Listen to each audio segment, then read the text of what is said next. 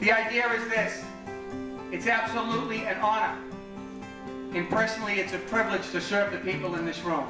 There was nobody like Kevin. Kevin led with his heart, and he had such compassion for his fellow human beings. He was the best person that I ever knew.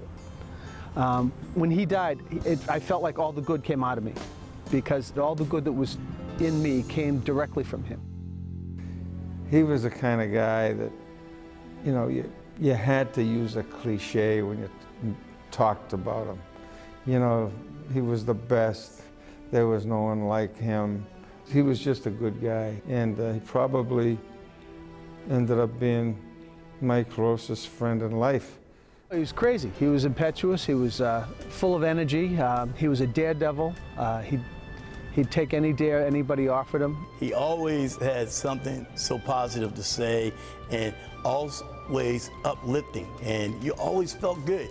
You know, whenever you saw Kevin, you know, it was a good day. That's where my future lay, in that profession, theater, or showbiz. As a matter of fact, if you had asked me back then, and people did often, Kevin, what are you going to do with all those gifts that you have?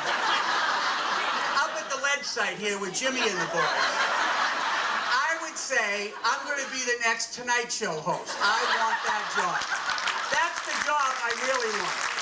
He was always the one who enjoyed missing work when he was a kid. We would do things like on Saturday afternoons, some of our chores would be 3 or 4 or 5 times a year we'd have to wash all the windows inside and out. And he would inevitably manage to put his hand through the first pane of glass he was cleaning with a rag so he wouldn't get cut.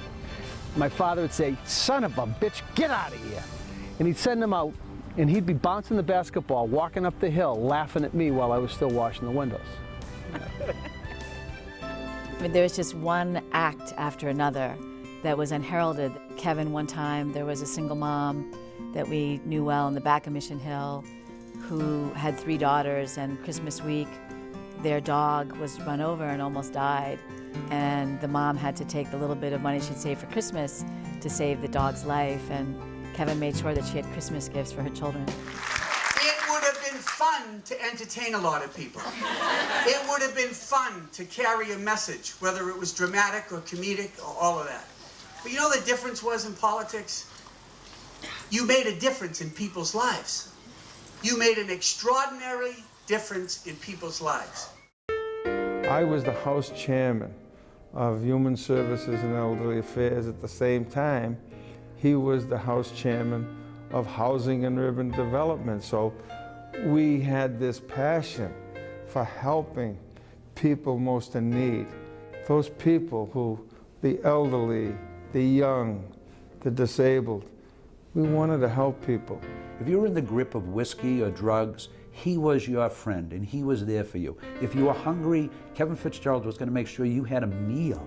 If you were homeless or without clothes, you had clothing and you had shelter. Kevin is a person who was an extraordinary person that is ordinary. Kevin and I met when he was at the legislature a long time ago in 1984, 85, around that time. I just walked into his office with this great idea of developing a substance abuse treatment center for the Latino community, because there was nothing in the entire state that serves the community. And he just greeted me with open arms and listened to me and our need. And from there, you know, we just evolve and then develop this great recovery home. He is the epitome of an advocate for our community.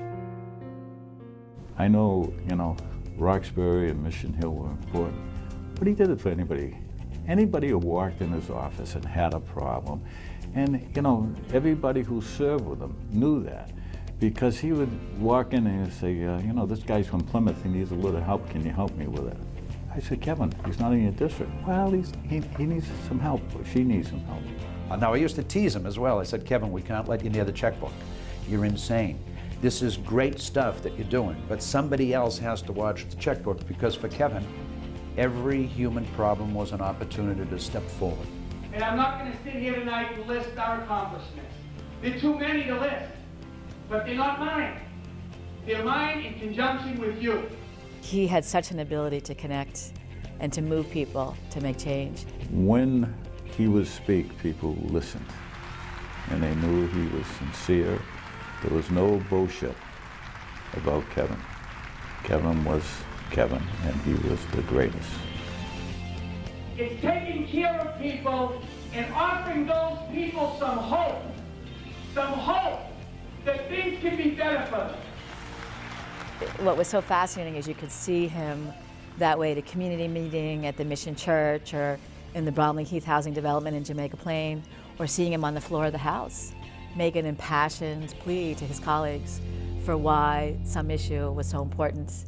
He would almost force you to do good things, whether you wanted to or not, and most of the time you didn't want to. But he'd be so passionate about what he was doing. He'd say, no, you gotta help this guy, or you gotta do this, or you gotta give this kind of money, or you gotta, and it was always for somebody else. He loved people and he loved life. So he was able to go out and connect.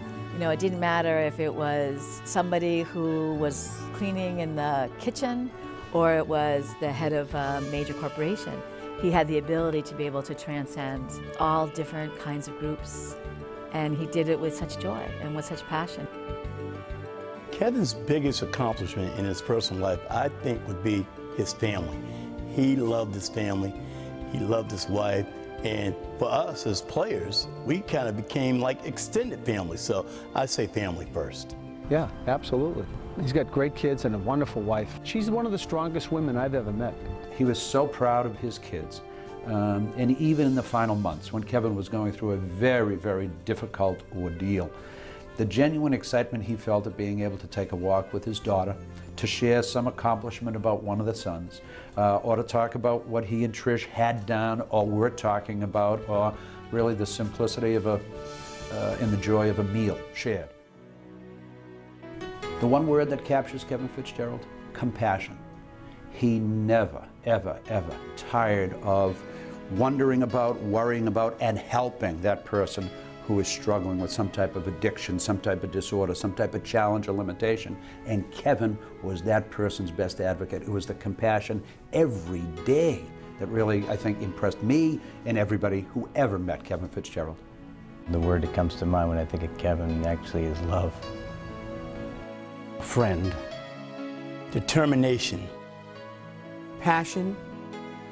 Passionate. He was passionate about life and passionate about his role as a public servant. The best. The best. It can't be one.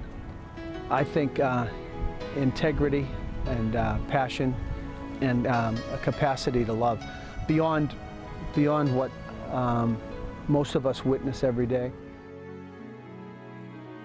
He was, now his wife will laugh when I say this, but he was as close to the example of Jesus Christ as anybody I ever met.